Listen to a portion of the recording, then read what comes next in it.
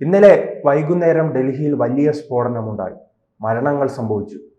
കേരളത്തിൽ അതുമായി ബന്ധപ്പെട്ട വാർത്ത നൽകിയപ്പോൾ സമൂഹ മാധ്യമങ്ങളിലും യൂട്യൂബുകളിലും മലയാളികൾ മലയാളത്തിൽ കുറിക്കുകയാണ്, തിരഞ്ഞെടുപ്പ് കാലമായതുകൊണ്ട് ഇത് BJPയുടെയും RSSന്റെയും എല്ലാം തന്ത്രമാണെന്ന്.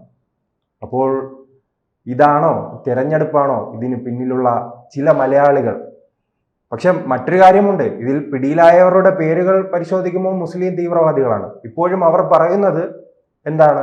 തെരഞ്ഞെടുപ്പാണ്, ബീഹാർ തെരഞ്ഞെടുപ്പ് ലക്ഷ്യമിട്ട് ചില ശക്തികൾ ഇത്തരം ആക്രമണങ്ങൾ നടത്തിയെന്നതാണ്. ആളുകളെ വിഡ്ഢിയാക്കാണ് ശരിക്കും. ഒരു അജണ്ട ക്രിയേറ്റ് ചെയ്യാണ്. ഇത് കേരളത്തിലെ, ഞാൻ മറ്റുള്ളവരൊക്കെ പറയുന്ന വാക്കുകളൊന്നും ഉപയോഗിക്കുന്നില്ല, മാപ്രാന്നും കീപ്രാന്നൊന്നും. കേരളത്തിലെ ചില സോഷ്യൽ മീഡിയ മാധ്യമങ്ങൾ, ഈ നിലയ്ക്ക് ചിന്തിക്കുന്ന ചില ആൾക്കാർ, അവർ ക്രിയേറ്റ് ചെയ്യുന്ന വസ്തുതകളാണിതെല്ലാം. വാസ്തവ വിരുദ്ധമായുള്ള കാര്യങ്ങൾ അത് പ്രചരിപ്പിക്കുക, ജനങ്ങളിൽ അങ്ങനെ ഒരു ദേശീയ കാഴ്ചപ്പാടിനെതിരായിട്ടുള്ള അവബോധം സൃഷ്ടിക്കുക, ഇതൊക്കെയാണ് കേരളത്തിൽ ഇതിന് ചെയ്തുകൊണ്ടിരിക്കുന്നത്. എല്ലാവർക്കും അറിയാം, ഇന്നലെ രാത്രി മുഴുവൻ മാധ്യമങ്ങൾ, പല മാധ്യമങ്ങളും, അത് കേരളത്തിലെ മാധ്യമങ്ങൾ മാത്രമല്ല, ദേശീയ മാധ്യമങ്ങൾ എല്ലാം വ്യക്തമായി ആവുമായി ബന്ധപ്പെട്ട് ആ സ്ഥലത്തുണ്ടായിരുന്നു. 5:56 യഥാർത്ഥ സ്ഫോടനം നടന്നു. ആ കാറ് വളരെ നേരത്തെ തന്നെ അവിടെയെല്ലാം ഉണ്ടായിരുന്നു. പിന്നീട് സിഗ്നലിൽ വെച്ചിട്ടാണ് ഈ സ്ഫോടനം ഉണ്ടാകുന്നത്. അവരുടെ ലക്ഷ്യം എവിടെയായിരുന്നു? ലക്ഷ്യം ആളുകൾ കൂടി നിൽക്കുന്ന മാർക്കറ്റായിരുന്നു. പിന്നീട് ആ സമയത്ത് അറിയാൻ സാധിച്ചില്ലെങ്കിലും കാറ് പിടിച്ചു, കാറ് മനസ്സിലാക്കി ആരുടെയാണ് കാറെന്ന് പറഞ്ഞു, ഇതെല്ലാം ചെയ്തു. അറിഞ്ഞുകൊണ്ടാണ് കേരളത്തിലെ മാധ്യമങ്ങൾ ഇത്തരം കാര്യങ്ങളെല്ലാം ചെയ്യുന്നത്. വ്യക്തമായി മാധ്യമങ്ങളും ഈ സമൂഹ മാധ്യമങ്ങൾ പരിശോധിച്ചാൽ ചില സമുദായവുമായി ബന്ധപ്പെട്ടവരാണ്. അപ്പൊ ഇതിൽ ആരൊക്കെ അറസ്റ്റ് ചെയ്തിരിക്കുന്നത്? അല്ല, ഇതിനുള്ള ഒരു സംശയമില്ല. എല്ലാ കാലത്തും തെരഞ്ഞെടുപ്പ്, ഇപ്പൊ ബീഹാർ കഴിഞ്ഞത് കേരളത്തിൽ തദ്ദേശ സ്വയംഭരണ സ്ഥാപന തെരഞ്ഞെടുപ്പുണ്ട്. അത് കഴിയുമ്പോൾ ആസാം വരുന്നു, കേരളം വരുന്നു, തമിഴ്നാട് വരുന്നു. എല്ലാ കാലത്തും ഇപ്പോൾ നാം ബീഹാറിൽ നിന്ന് പിന്നോട്ട് പോകുമ്പോൾ 1 മാസം മുൻപായിരുന്നല്ലോ, 2 മാസം മുൻപായിരുന്നു ഡൽഹി തെരഞ്ഞെടുപ്പ്. അതിന് പിന്നിൽ പോകുമ്പോൾ മഹാരാഷ്ട്ര തെരഞ്ഞെടുപ്പ്, അതിന് പിന്നിൽ പോകുമ്പോൾ ഹരിയാന തെരഞ്ഞെടുപ്പ്. അങ്ങനെ തെരഞ്ഞെടുപ്പുകളുടെ ഒരു മഹോത്സവം തന്നെയാണ് ഇന്ത്യയുടെ വിവിധ പ്രദേശങ്ങളിൽ നടക്കുന്നത്. എല്ലാ മാസവും തെരഞ്ഞെടുപ്പാണ്. അപ്പൊ ബീഹാർ തെരഞ്ഞെടുപ്പ് മുന്നിൽ കണ്ടുകൊണ്ട് ഇത്തരം കാര്യങ്ങൾ പറയാന്ന് പറഞ്ഞാൽ അത് ആളുകളെ ആടിനെ പട്ടിയാക്കുക എന്നുള്ളൊരു ചൊല്ലുണ്ട്. അതാണ് ഇവർ ചെയ്തുകൊണ്ടിരിക്കുന്നത്. അറസ്റ്റ് ചെയ്തത് ആരെയാ? ഈ തെരഞ്ഞെടുപ്പുമായി ബന്ധപ്പെട്ട് പ്രവർത്തിക്കുന്ന, അവരുദ്ദേശിച്ചത് BJP ആണെങ്കിൽ BJPക്കാരെയാണോ? BJPയുമായി എന്തെങ്കിലും ബന്ധപ്പെട്ട ആൾക്കാരാണോ? അതും പോട്ടെ, ഇനി ഹിന്ദുത്വ ചിന്താഗതിക്കാരാണെന്ന് പറഞ്ഞ ഹിന്ദുക്കളെയാണോ അറസ്റ്റ് ചെയ്തിരിക്കുന്നത്? അറസ്റ്റ് ചെയ്തിരിക്കുന്നത് ഉമർ മുഹമ്മദ്, ഡോക്ടറേറ്റ് ആയിട്ടുള്ള വ്യക്തിയാണ്, സാധാരണക്കാരെ അല്ല. ഡോക്ടറായുള്ള സ്ത്രീയെ അറസ്റ്റ് ചെയ്തിട്ടുണ്ട്, ഡോക്ടറേറ്റ് ആയിട്ടുള്ള. ഇങ്ങനത്തെ ആളുകളെയാണ് ഇതിൽ അറസ്റ്റ് ചെയ്ത് മുഴുവൻ. അവർ തന്നെ സമ്മതിച്ചു അവസാനം ഇതിൻ്റെ പിന്നിൽ ആരാന്നുള്ളത്. ഇത് നോക്കുമ്പോൾ ഇസ്ലാമിക തീവ്രവാദ സംഘടനകളാണ് ഇത് സംഘടിപ്പിച്ചത്. അല്ല, അതാണ് മലയാളികൾ ജാഗ്രത പാലിക്കണമല്ലോ. മലയാളത്തിൽ വെള്ളപൂശുകയാണ് ഈ തീവ്രവാദികൾ. അതെ, വെള്ളപൂശുകയാണ്. കാരണം ഇത് അന്വേഷിച്ച് ഇന്നലെ എന്തുകൊണ്ട് സ്ഫോടനം നടന്ന ഉടനെ ഭാരതത്തിൻ്റെ എല്ലാ ഭാഗത്തുള്ള പ്രധാനപ്പെട്ട സ്ഥലങ്ങളും അന്വേഷണം നടത്തി സെർച്ച് ചെയ്തു, ഇങ്ങനെയൊക്കെ വന്നു. തിരുവനന്തപുരത്തു നിന്ന് സംഭവിച്ചു, മെയിൻ സിറ്റിയിൽ എറണാകുളത്തും കോഴിക്കോടും എല്ലാം ഇതിൻ്റെ അന്വേഷണം. തെരഞ്ഞെടുപ്പായതുകൊണ്ടാണ്. തെരഞ്ഞെടുപ്പ് കാരണം ഇവിടെ തെരഞ്ഞെടുപ്പ് നടക്കല്ലേ, അപ്പോൾ ഇവിടെ ബോംബ് പൊട്ടിയാലോ വിചാരിച്ചിട്ടായിരിക്കും. അപ്പോൾ ഇതാണ് ഈ ആൾക്കാരുടെ പറയുന്ന ആൾക്കാരുടെ ചിന്താഗതി. ഏതായാലും എന്ത് നടന്നാലും ശരി, അതിന്റെ അത് നമുക്കറിയില്ല. ഹമാസുമായി ബന്ധപ്പെട്ട് ഒക്ടോബർ 7 മറന്നിട്ട് ഭീകരവാദികൾ, ഹമാസ് തീവ്രവാദികൾ ചെയ്യുമ്പോൾ കേരളത്തിൽ വരുമ്പോൾ അവർ പോരാളികളാണ്. അടുത്ത് സ്ഫോടനം നടക്കുമ്പോൾ അത് കേരളത്തിൽ വരുമ്പോഴേക്കും അത് തെരഞ്ഞെടുപ്പാകും. എന്താണ് പറയുന്നത് എന്നുള്ളതിനെ കുറിച്ചൊരു ബോധമില്ല അവർക്ക്. അവർ വിരൽ ചൂണ്ടുന്നത് അവസാനം ആർക്കാ? ഭരിക്കുന്ന സർക്കാരിനെതിരെ, കേന്ദ്രം ഭരിക്കുന്ന സർക്കാരിനെതിരെ.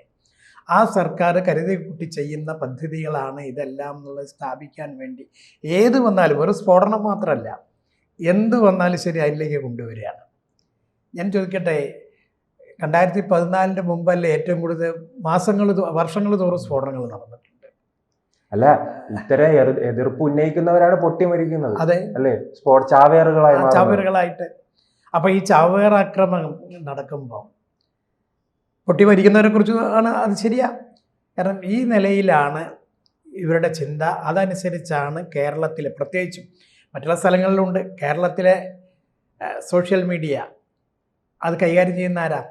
സോഷ്യൽ മീഡിയയിൽ കൂടി മാത്രം പ്രവർത്തിച്ചിട്ട് 10,000-കണക്കിന് ആൾക്കാർ ഒന്നിച്ചു കൂട്ടിയ സംഘടനകൾ കേരളത്തിലില്ലേ?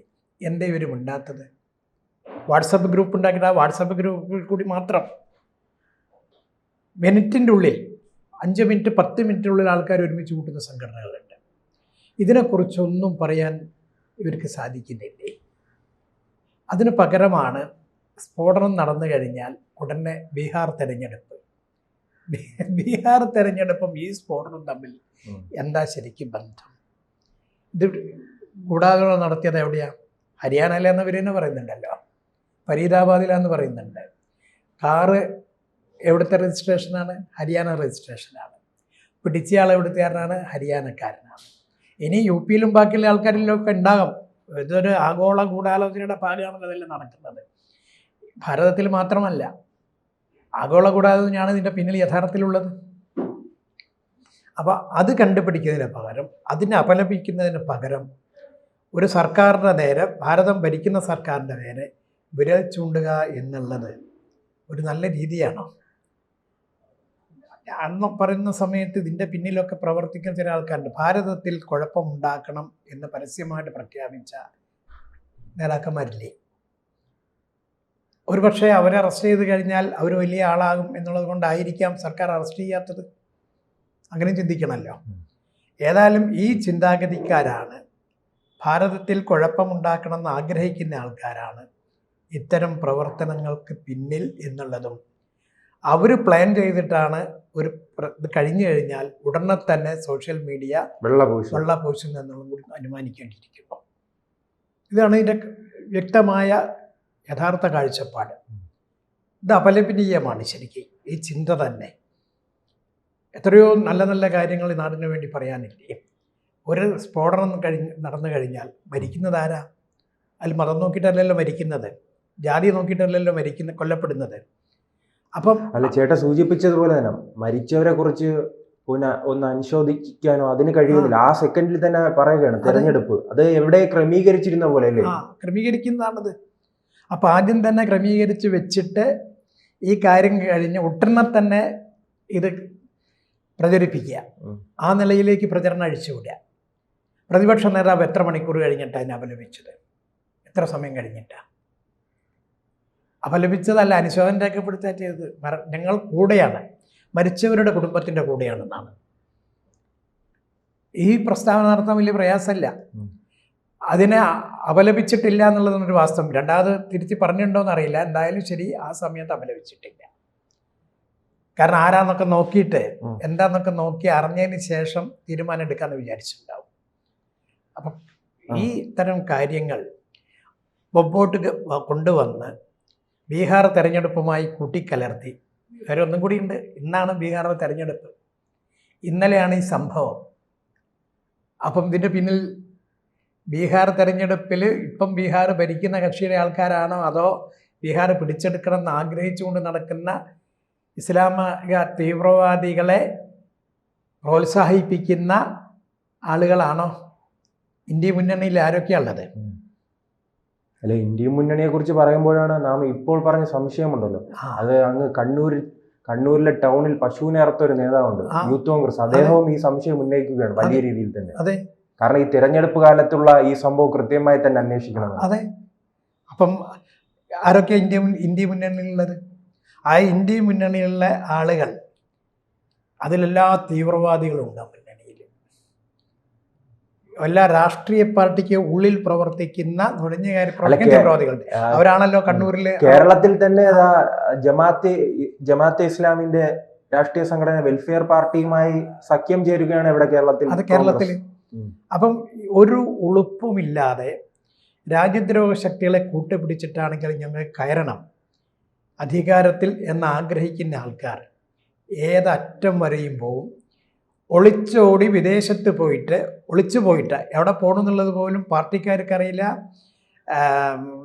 സർക്കാരിൻ്റെ പ്രതിനിധികൾക്കറിയില്ല. ഇവർക്കൊന്നും അറിയാതെ പെട്ടെന്ന് അപ്രത്യക്ഷമായി അവിടെ മാധ്യമങ്ങളുമായി കൂടിച്ചേർന്നുകൊണ്ട് ഇന്ത്യക്കെതിരായുള്ള ഗൂഢാചരണം നടത്തി വീണ്ടും ഇന്ത്യ. അല്ല, അതാണ് ഇതങ്ങനെ നമുക്ക് വെറുതെ അങ്ങനെ എഴുതിത്തള്ളാൻ പറ്റുമോ? എന്നെ അടക്കമുള്ള സംഘടന ഇതിൽ കൃത്യമായി അന്വേഷിക്കണമല്ലോ. കാരണം ഇവരുടെ ഇത്തരം ഇങ്ങനെ കുറിക്കുന്നവരുടെ ബാക്ക്ഗ്രൗണ്ട് എന്താണ്, അവരുടെ പങ്ക് എന്താണ്, ഇവർ ആരുമായെല്ലാം സമ്പർക്കം പുലർത്തുന്നു എന്നതിനെ കുറിച്ച് കൃത്യമായ അന്വേഷണം വേണം. ആ കുറിക്കുന്ന ആൾക്കാരുടെ കുറിച്ചാണ് അന്വേഷണം ആദ്യം നടത്തേണ്ടത്.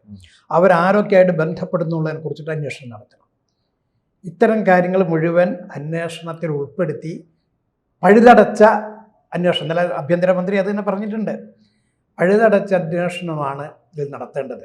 എല്ലാ വിധത്തിലുള്ള അന്വേഷണം, അത് രാജ്യവ്യാപകമായിട്ട് മാത്രമല്ല രാജ്യത്തിൻ്റെ പുറത്തേക്കും കൂടിയിട്ട് ആ അന്വേഷണം നീളേണ്ടതായിട്ടുണ്ട്. അപ്പം നമുക്കിത് പറയാൻ അതൊക്കെ ചിന്തിക്കുന്നുണ്ടാവും, ഭരിക്കുന്ന സർക്കാരും അതിൻ്റെ ഏജൻസികളെല്ലാം ഇത്തരം കാര്യങ്ങൾ ചിന്തിക്കുന്നുണ്ടാവും. പക്ഷെ കർശനമാണ്, ഇത് ജനങ്ങൾ അറിഞ്ഞിരിക്കണം ഇത്തരം കാര്യങ്ങൾ. രഹസ്യാന്വേഷണം രഹസ്യമായിട്ട് അന്വേഷിക്കും, ശരിയാണ്. പക്ഷേ പൊതുജന സാധാരണക്കാരുടെ ഇടയിലാണ് ഇന്നത്തെ ഈ സമൂഹ മാധ്യമങ്ങളിൽ കൂടിയിട്ട് ഇത്തരം കുതന്ത്രങ്ങൾ ഉപയോഗിച്ചുകൊണ്ട് തന്ത്രപൂർവം പങ്കാളികളെ ഒഴിവാക്കാൻ വേണ്ടി ഇത്തരം കാര്യങ്ങൾ ചെയ്യുന്നത്. അതും കൂടിയാണ്, മറ്റുള്ളവർക്ക് രക്ഷപ്പെടാനുള്ള ഒരു വഴി കൂടിയാണിത്. അപ്പം മരിച്ചവരുടെ പേര് ഇപ്പോഴും നോക്കുമ്പോൾ അന്വേഷണ സംഘങ്ങൾ ജാഗ്രത പാലിച്ചാൽ നമുക്ക് മലയാളികൾക്ക് ഉൾപ്പെടെ സ്വസ്ഥമായി ജീവിക്കാം. അതെ, എല്ലാവർക്കും അതാണല്ലോ. ഏത് സമയത്താ കേരളത്തിൽ ഉണ്ടായിക്കൂടായില്ല. അപ്പം കേരളം സുരക്ഷിതമായ സ്ഥാനമാക്കിക്കൊണ്ട് കേരളത്തിൻ്റെ പുറത്ത് ഇതേപോലത്തെ വെള്ളപൂശാനും കൂടുതൽ പേരുണ്ട്, സ്ഫോടനങ്ങൾ നടത്തി കേരളത്തിൽ വന്ന് അവർക്ക് വീണ്ടും ഇരിക്കാം, സുഖമായിട്ട് കഴിയാൻ. അവസാന നിമിഷത്തിൽ കേരളത്തിനെ ഇതേപോലെ തന്നെ ആക്കിയാൽ മതിയല്ലോ. അതുവരെ കേരളത്തിൽ അവർക്ക് സുരക്ഷിതമായി ജീവിച്ചുകൊണ്ട് ഭാരതത്തിൻ്റെ മറ്റുള്ള ഭാഗങ്ങളിൽ മുഴുവൻ ഇത്തരം കാര്യങ്ങൾ നടത്തി കേരളത്തിൽ സുരക്ഷിതമായിട്ട് ജീവിക്കാം. അവസാനം കേരളത്തെയും ഇതേപോലെ തന്നെ നശിപ്പിച്ചെടുക്കാൻ സാധിക്കും. ആരുടെ നേരെ വിരൽ ചൂണ്ടുന്നത്? ഒരു പ്രത്യേക വിഭാഗം, ഇവിടുത്തെ ഹിന്ദു സമൂഹത്തിൻ്റെയും അതോടൊപ്പം തന്നെ ക്രിസ്ത്യൻ സമൂഹത്തിൻ്റെയും, അതായത് ഇസ്ലാമികതയിൽ വിശ്വസിക്കാത്ത ആൾക്കാരുടെ നേരെ. അതും കൂടി ചിന്തിക്കണം. കാരണം വേറെ ആരും അല്ല, അവിടെ നേരെയാണ് ഇത് മുഴുവൻ നടപ്പാക്കാൻ പോകുന്നത്. അപ്പോൾ ഓരോ സമയത്ത് ഓരോ കാരണം ഉണ്ടാക്കും. ഇതുകൊണ്ട് ഒരു പറഞ്ഞവർക്ക് ഭാഗ്യമായി, ഹിന്ദു തീവ്രവാദികളാണ് ഇതിൻ്റെ പിന്നിൽ എന്ന് ഇതുവരെ പറഞ്ഞിട്ടില്ല. അത് കൊണ്ടുവന്ന് എടുക്കുകയാണ്, ഹിന്ദു തീവ്രവാദികളാണ് ഇതിൻ്റെ പിന്നിൽ, അവരുടെ ആവശ്യമാണ് അത് നല്ല ആവശ്യം. അപ്പം ആ നിലയ്ക്കാണ് ഇവരുടെ പോക്കെന്ന് മനസ്സിലാക്കണം. ഏതായാലും വ്യക്തമായ തെളിവാണ് ഇപ്പോൾ കിട്ടിയിരിക്കുന്നത്.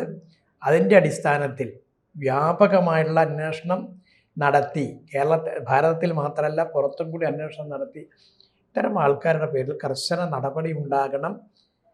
നിരോധനം കൊണ്ടൊന്നും കാര്യമില്ല, അവരുടെ കർശന നടപടി ആണ് ആവശ്യം എന്നുള്ളത് നമ്മൾ മനസ്സിലാക്കേണ്ട കാര്യത്തിൽ. കൂടുതൽ വാർത്തകളും വിശേഷങ്ങളും നിങ്ങളിലേക്ക് എത്താൻ ABC മലയാളം സബ്സ്ക്രൈബ് ചെയ്യുക, ബെൽ ബട്ടണും അമർത്തുക.